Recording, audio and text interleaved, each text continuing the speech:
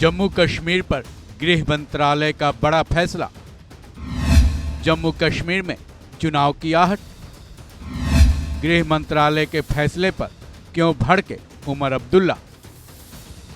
जम्मू कश्मीर के हालात फिलहाल सही नहीं है। एक तरफ तो वहां दहशतगर्दों की तरफ से लगातार हमले हो रहे हैं, हमारे जवान शहीद हो रहे हैं। वहीं दूसरी तरफ केंद्रीय गृह मंत्रालय के एक फैसले ने जम्मू कश्मीर की राजनीति को गर्म कर दिया है। केंद्रीय गृह मंत्रालय ने जम्मू कश्मीर के उपराज्यपाल के पावर में बढ़ोतरी कर दी है। अब जम्मू कश्मीर के उपराज्यपाल को केंद्र ने उतनी ही पावर दे दी है जितना कि दिल्ली के उपराज्यपाल की है, जिसके बाद अब जम्मू कश्मीर में राजनीतिक बवाल मचा हुआ है। जम्मू कश्मीर के दिग्गज नेता और पूर्व सीएम उमर अब्दुल्ला ने इसे चुनाव की आहट करार देते हुए केंद्र सरकार पर जमकर हमला बोला है।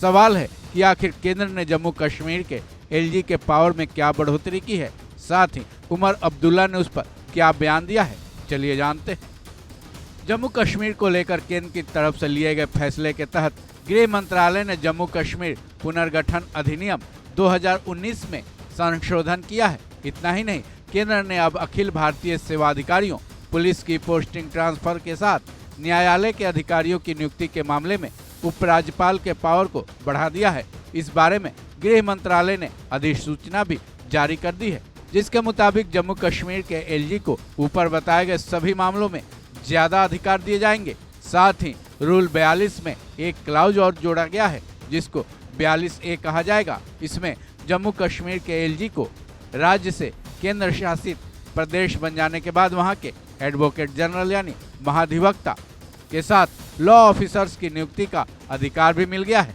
वहीं 42B के तहत प्रोसिक्यूशन की स्वीकार करने या फिर उसे अस्वीकार करने या फिर अपील दायर करने के प्रस्ताव भी अब एलजी के दरवाजे से होते हुए जाएंगे।